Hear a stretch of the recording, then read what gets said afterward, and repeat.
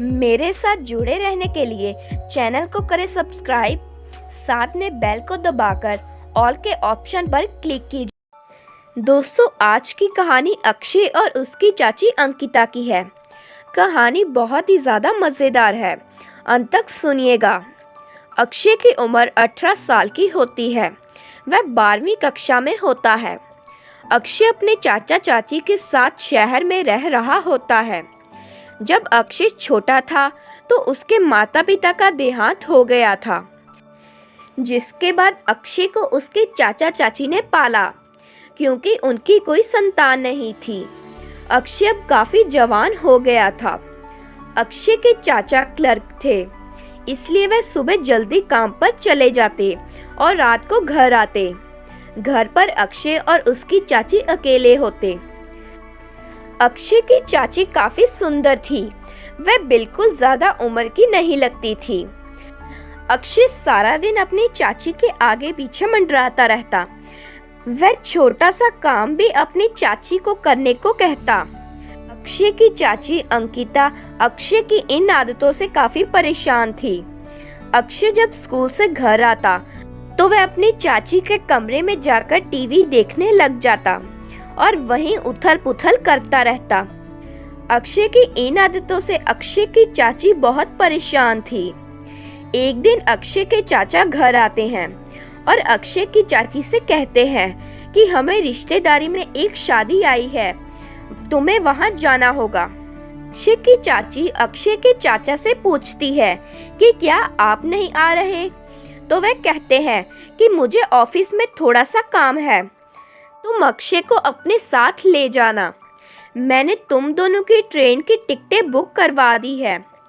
तभी वहां अक्षय आ जाता है और उनकी सारी बातें सुन लेता है।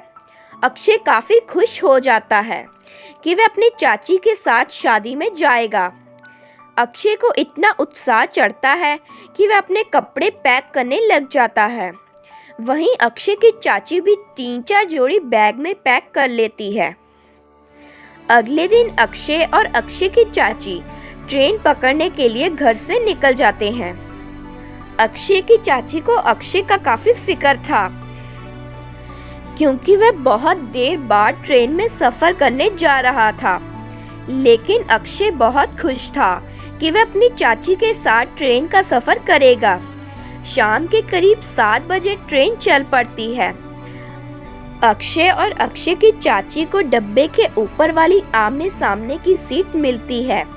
दोनों ऊपर सीट पर चढ़ जाते हैं, लेकिन पता नहीं क्यों अक्षय अपनी चाची के पास बैठना चाहता था, लेकिन ऐसा होना मुश्किल था। इसके बाद अक्षय की चाची अक्षय को खाना देती है। अक्षय खाना खा लेता है और अपनी चाची को कहता है कि उसे बाथरूम जाना है।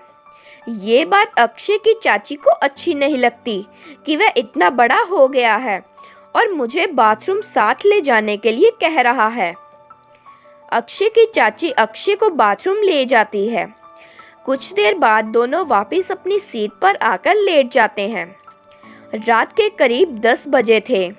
ट्रेन में सन्नाटा हो गया था, लेकिन अक्षय को नींद नहीं आ रही थी। वह अपनी चाची की ओर ही देखे जा रहा था। जब अक्षय की चाची की हल्की सी आंख खुलती है तो वह अक्षय से पूछती है कि क्या हुआ, तुम्हें नींद नहीं आ रही। अपनी चाची की बात का जवाब देते हुए अक्षय कहता है कि नहीं चाची, पता नहीं क्यों लेकिन मुझे नींद नहीं आ रही है। मेरा आपसे बातें करने का मन कर रहा है। अक्षय की चाची अक्षय से कहती है कि क्या अक्षय, तुम्हें कौन सी बातें करने का मन कर रहा है।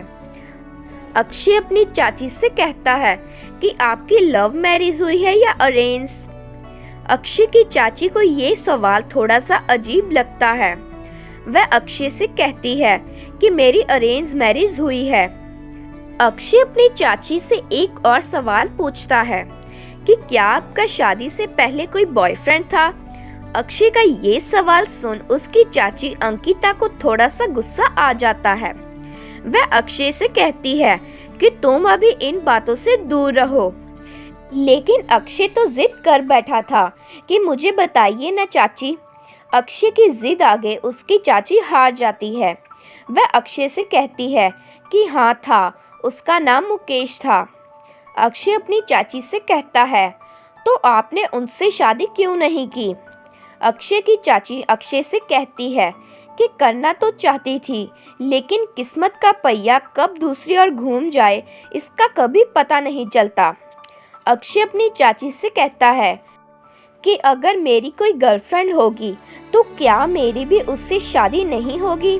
अक्षय की चाची अक्षय से कहती है कि ऐसा नहीं होता, ये तो किस्मत पर होता है, हम इससे कुछ नहीं कर सकते। अक्षय की चाची अक्षय से कहती है कि अगर आपका प्यार सच्चा भी हो तो वो सिर्फ आप ही जान सकते हो, कोई और नहीं। इसलिए लोग दूसरों को उनके प्यार से अलग कर देते हैं। इसलिए इंसान को खुद के पैरों पर खड़ा होना चाहिए, हर काम खुद करना चाहिए और फिर अपनी मर्जी के लायक पार्टनर चुनना चाहिए। अक्षय की चाची की कही ये सब बातें अक्षय की आंखें खोल देती है।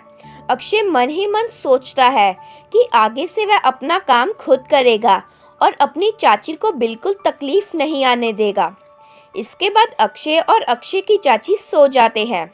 सुबह ट्रेन शहर पहुंच जाती है। अक्षय अपना और अपनी चाची का बैग उठा ट्रेन से बाहर आता है। अक्षय की चाची सोचती है कि आखिर अक्षय को ये क्या हो गया, वह इतना काम कैसे करने लग गया। इसके बाद दोनों तैयार होकर शादी में जाते हैं।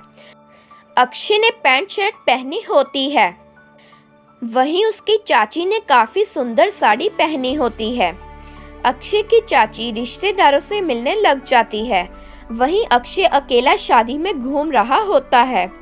तभी वह एक सुंदर सी लड़की से टकराता है। अक्षय जब उस लड़की को देखता है तो उससे पहली मुलाकात में ही वह प्यार कर बैठता है। वह उससे जब उसका नाम पूछता है तो वह लड़की अपना नाम लीजा बताती है। लीजा भी अक्षय की ओर ही मुस्कुराते हुए देखी जा रही थी। तभी अक्षय की चाची उनके पास आती है और अक्षय से पूछती है कि ये लड़की कौन है। अक्षय तब अपनी चाची को कुछ नहीं बताता कि वह उससे प्यार कर बैठा है। वह अपनी चाची से झूठ कह देता है कि ये मेरी क्लासमेट है। इसके बाद अक्षय अपने चाची के साथ शादी अटेंड करने लग जाता है। लेकिन जब शाम को अक्षय और अक्षय की चाची शादी से वापस जाने लगते हैं तो लीजा अपना नंबर अक्षय को दे देती है। इसके बाद अक्षय और अक्षय की चाची शहर वापस जाने के लिए शाम को ट्रेन पकड़ लेते हैं। अक्षय सारे सफ़र में पिंकी से व्हाट्सएप पर चैट करने लग जाता है। अगले दिन अक्षय और उसकी चाची घर पहुंच जाते हैं। कुछ ही दिनों में अक्षय और लीजा के बीच की नज़दीकियां और बढ़ने लगती है। अक्षय अब 12वीं के कक्षा भी पास कर लेता है, जिसके बाद वह अपने चाचा और चाची को लीजा के बारे में बता देता है कि वह उससे ही शादी करेगा। अक्षय अपनी चाची से कहता है कि वह अपने पैरों पर खड़ा होगा और लीजा को ही इस घर की बहू बनाएगा। ऐसे ही हुआ।